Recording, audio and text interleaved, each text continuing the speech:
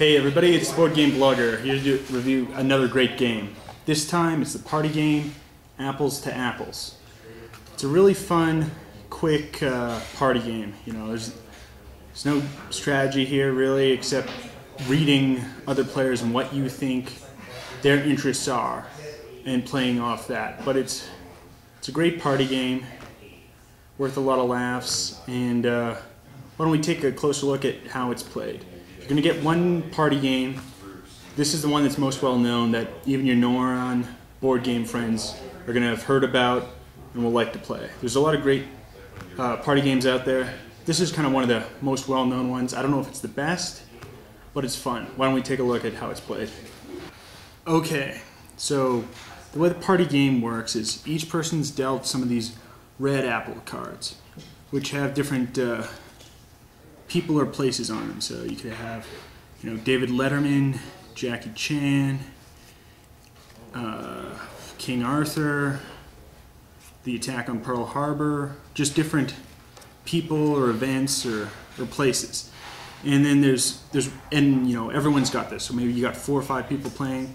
4 or 5 people all have a hand of red cards. There's a green apple card that's going to be someone's choice. So let's say it's Bob's turn to play the green card, and it's just drawn randomly from the top.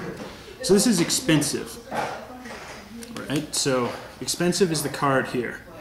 Now people are going to take turns all placing in a card face down, thinking, okay, I know Bob's personality, I know, you know, his sense of humor, and I'm going to place a card. So, you know, expensive. Maybe I'm going to play David Letterman. David Letterman's expensive, you know, the whole blackmail suit he went through. That could be expensive, depending on your sense of humor or the person's personality, right? Maybe King Arthur is expensive, right? Maybe courting Guinevere is very expensive. The attack on Pearl Harbor, right? That was expensive for the Japanese Empire in the long run. And so just depending on the person's personality, you're going to put different red apple cards in. So maybe there's 3 red apple cards. It's only a 4-player game, so, and Bob doesn't put one in for himself. So after everyone's put in a card, Bob gets to look and read, thinks which one does he think suits the quality of expensive the most. And then whoever's put that in, let's say Jane put in attack on Pearl Harbor, and Bob thinks Jane's attack on Pearl Harbor matches the most.